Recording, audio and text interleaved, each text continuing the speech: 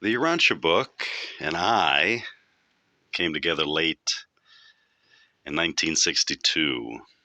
The copy was loaned to my husband by a Riverside County planning associate as a result of their discussing philosophy and religion on their lunch breaks.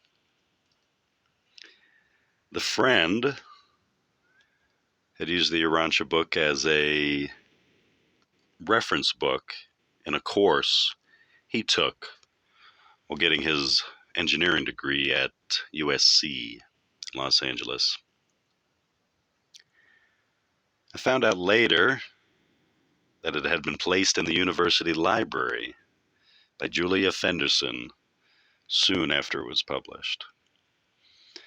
So the ripples of this epochal revelation pushed out to be discovered by a truth seeker who was designing parks in Riverside, California.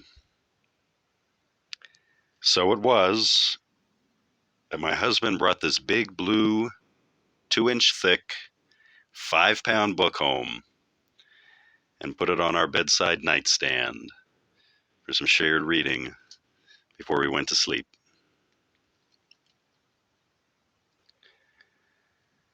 My husband had a busy job, and I was in charge of a large therapy department at what was then Riverside County's largest general acute hospital, with 4 main treatment areas in various buildings, with quite a large staff of therapists and trained volunteers.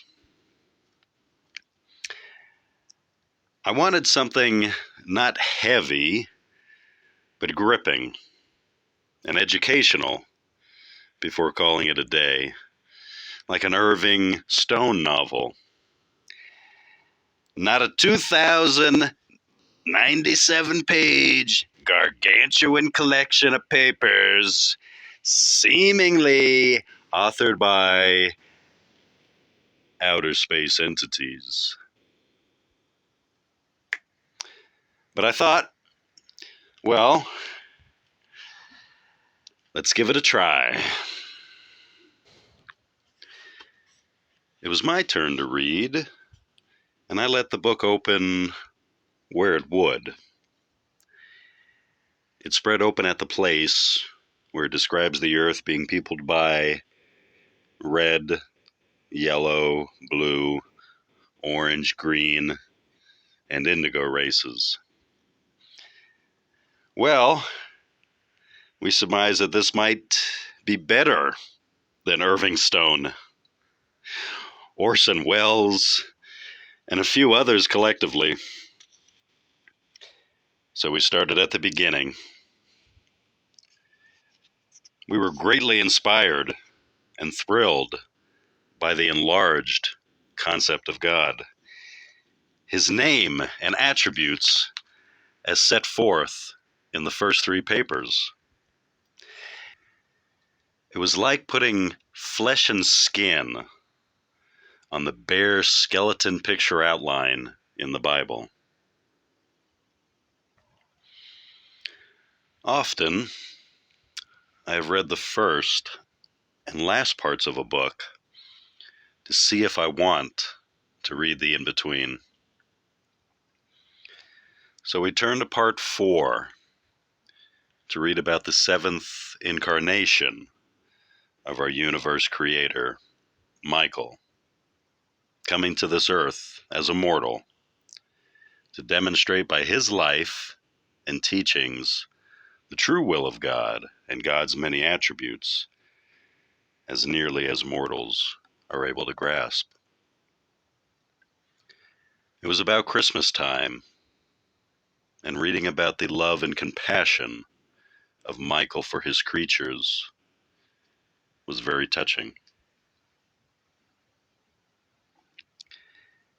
It didn't seem to matter who wrote the Urantia book, for as we read, it filled in all the gaps and unanswered spaces in the Bible about the life of Jesus, his earthly family, and what he did in those missing years before he started his direct ministry to his chosen disciples and the multitudes of his time.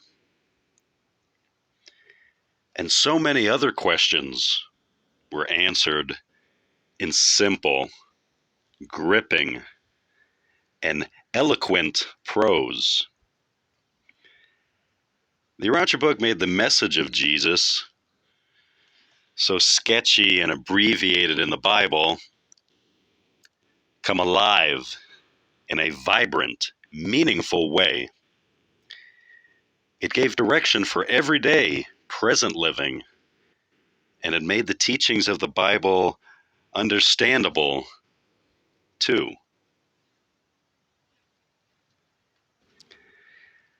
Our spirit guides were lovingly and gently leading us on, for we discovered that some friends in Riverside had also found the Urantia book through a New Age study group. They had received a notice from Georgia Getch, then secretary of the First Urantia Society of Los Angeles, the FUSLA, of a meeting the first Sunday of the month to be held at a bank in Culver City. We all went to find out more about the Urantia book from them. Julia Fenderson was at the door, along with others, warmly greeting and introducing people.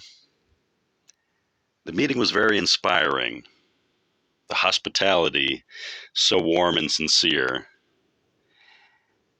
And no collection plate was passed.